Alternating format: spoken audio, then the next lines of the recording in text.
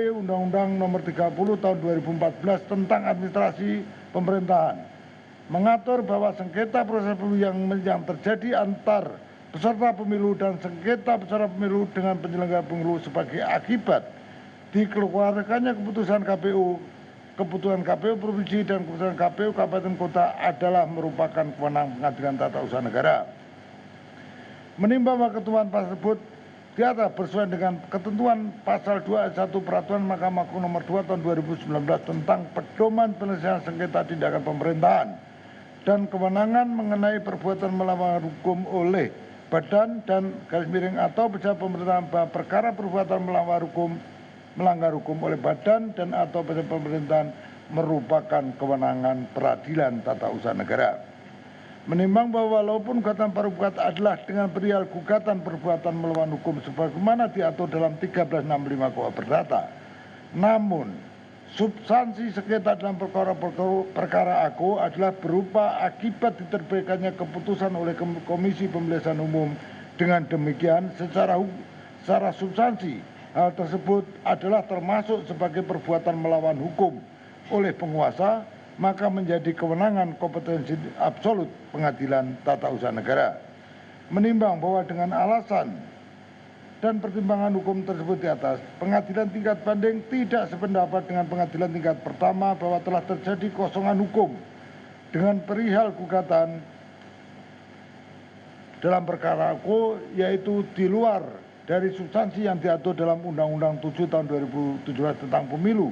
Oleh karena itu, putusan pengadilan tingkat pertama yang menyatakan berwenang mengadili perkara aku harus dibatalkan. Menimbang bahwa oleh karena peradilan umum CQ Pengadilan Negeri Jakarta Pusat dinyatakan tidak berwenang secara kompetensi absolut mengadili perkara aku, maka eksepsi tergugat tentang gugatan kabur dan materi pokok perkaranya tidak perlu dipertimbangkan lagi dan harus dinyatakan gugatan selain dan selebihnya dinyatakan tidak dapat diterima. Menimbang bahwa karena pembanding semula para penggugat adalah sebagai pihak yang dikalahkan, maka kepada para pembanding terbanding semula para penggugat harus dihukum untuk membayar biaya yang timbul dalam perkara secara tanggung renteng dalam kedua tingkat pengadilan dan untuk tingkat banding sejumlah sebagaimana tersebut dalam amar putusan ini. Memperhatikan ketentuan pasal-pasal dan perundangan yang berhubungan dengan perkara ini, mengadili menerima permohonan banding pembanding semula tergugat, membatalkan putusan Pengadilan Negeri Jakarta Pusat nomor 757/PDTG 2022 PN Jakarta Pusat tanggal 2 Maret 2023 yang dimohonkan banding tersebut. Mengadili sendiri dalam eksepsi mengabulkan eksepsi tergugat, menyatakan peradilan umum CQ Pengadilan Negeri Jakarta Pusat tidak berwenang secara kompetensi absolut untuk mengadili perkara aku. Dalam pokok perkara menyatakan gugatan para penggugat tidak dapat diterima, menghukum para terbanding para penggugat untuk membayar biaya timbul secara tanggung renteng dalam perkara ini untuk kedua tingkat pengadilan dan untuk tingkat banding sejumlah Rp150.000. Demikian diputuskan dalam musyawarah Majelis Hakim Pengadilan Tinggi Jakarta pada hari Senin tanggal 10 April 2023 oleh kami, Sugeng Riono SHM selaku Hakim Ketua, dengan Subakran Hadi Mulyono SHMH dan Haris Munandar SHMH masing-masing sebagai hakim anggota.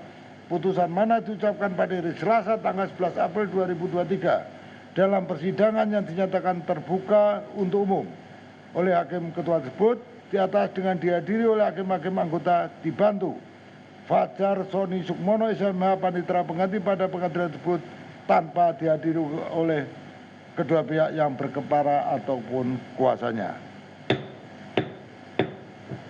Jadi demikian dari putusan Pengadilan Tinggi, nanti segera dikirim ke PN pengaju, PN pusat untuk diberikan kepada para pihak dan Panitera untuk disampaikan segera diupload di website. Ya. Demikian saya kira perkara sidang ini dinyatakan selesai dan dinyatakan tutup.